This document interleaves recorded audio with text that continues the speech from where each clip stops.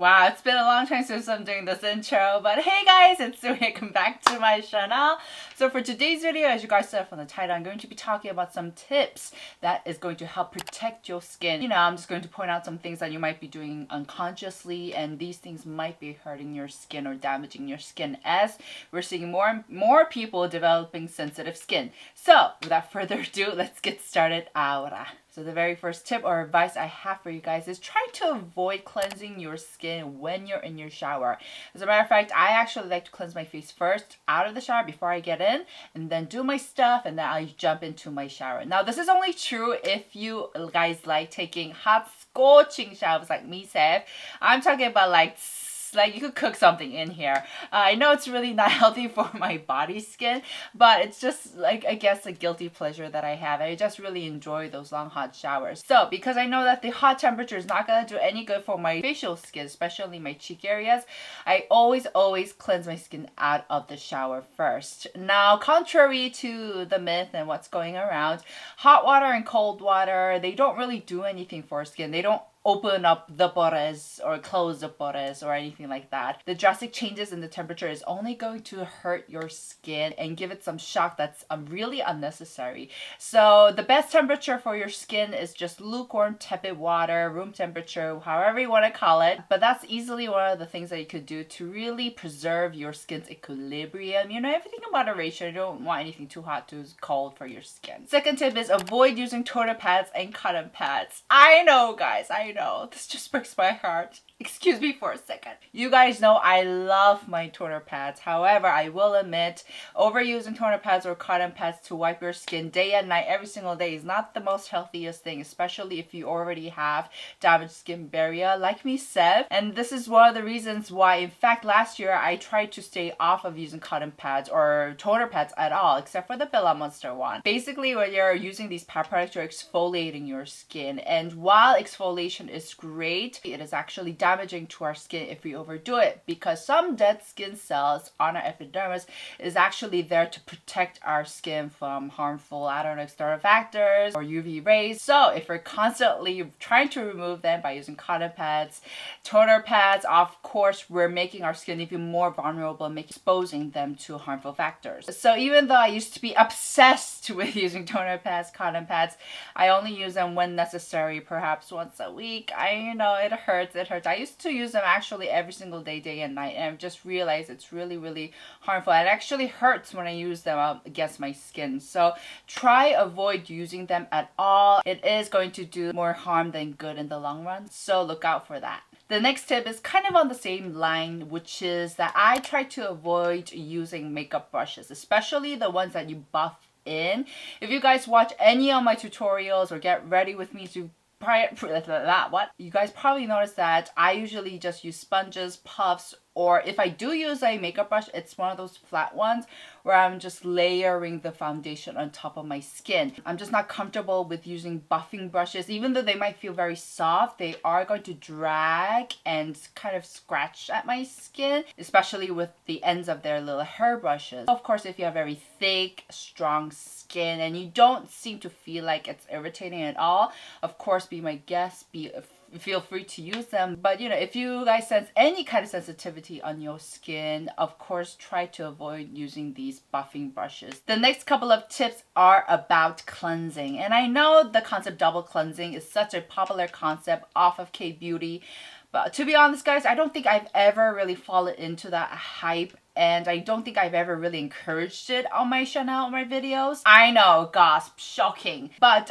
the reason is because I honestly think double cleansing does more harm than good in the long run. You know, a lot of people have their extravagant, elaborate regime of cleansing. You know, they use the cleansing oil, second cleanser, foam cleanser, gel cleansers, and they use a toner cleansing water afterwards. I think for me, when it comes to cleansing routine, it's best to keep it minimal, because I've noticed that it's one of the process of skincare where you're a bit rough with your skin as you're trying to remove stuff out of your skin, from your skin, but it's also one of the processes where you're drying out your skin as well. And so for me, like I said, I just like to stick to my cleansing oil, and that is sufficient. Of course, on other days when I don't have makeup, I'll use the milder ones, but I feel like if I add to my cleansing oil, it's just going to disrupt and do more harm than good, really. The cleansing oil you guys know that I've been using is the Babi브라운 Soothing Cleansing Oil, which I'm actually almost done. One more use and I'm done with this. And of course, I found a dupe for you guys, which is the Neogen Real Cica Micellar Cleansing Oil. It's pretty similar.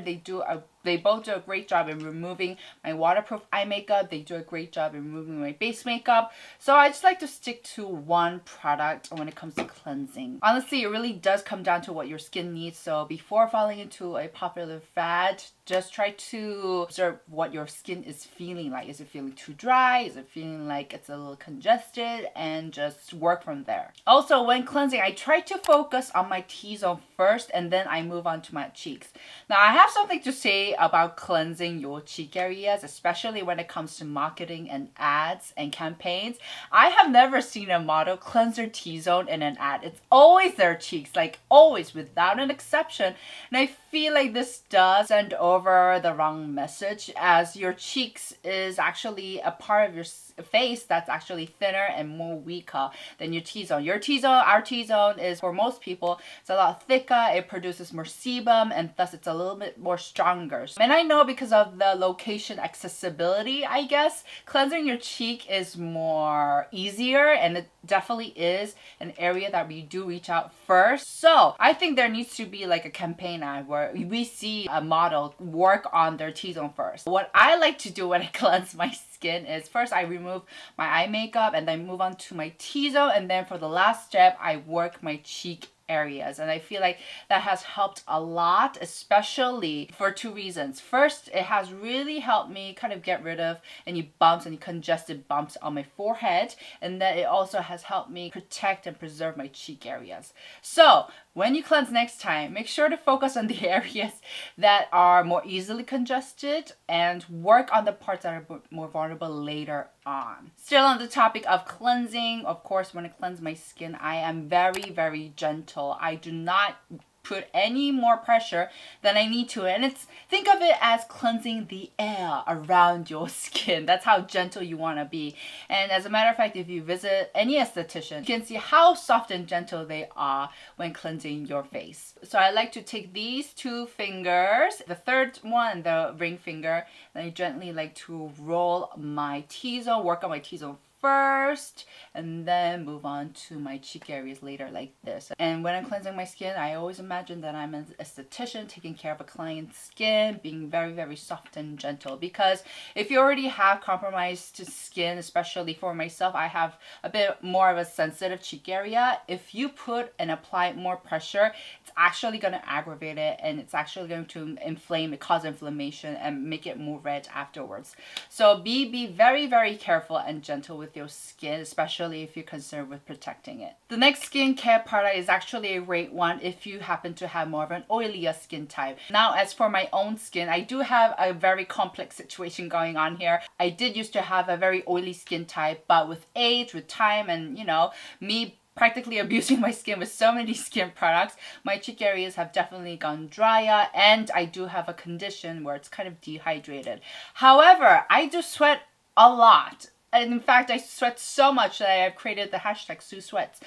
Basically, I sweat incredibly a lot on my forehead, and that actually causes my skin to be a bit oily, especially on my T-zone. So my next tip that I found, and I think it's appropriate as the weather is getting warmer, is that instead of relying on one thick product, I actually like to layer my skincare using thinner product. Using thicker creams on my T-zone actually kind of broke me out. I've been getting these little bumps. So instead, I like to layer the hydration with a thinner serum or a thinner cream. So definitely, instead of following to a fixed routine, take in consideration your skin type, your skin condition as time goes by, the weather, and try out and see what works best for your skin. Alright, the last tip that I have is don't leave out your hairline. Your hairline is still part of your skin.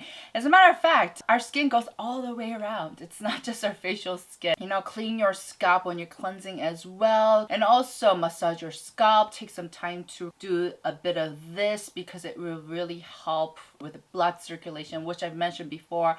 Does wonders for that glowing aura that is unattainable by using just simply skincare product. So that's it for my own personal tips to protect your skin. I really do think it's all about preserving the equilibrium. You don't want to do anything too much, you know, everything in moderation. If you guys have any tips on your own, make sure to let me know down below so I can also take in consideration. Don't forget to press like, stick around a little more before you subscribe to my channel, and I'll see you guys in my next. Ciao!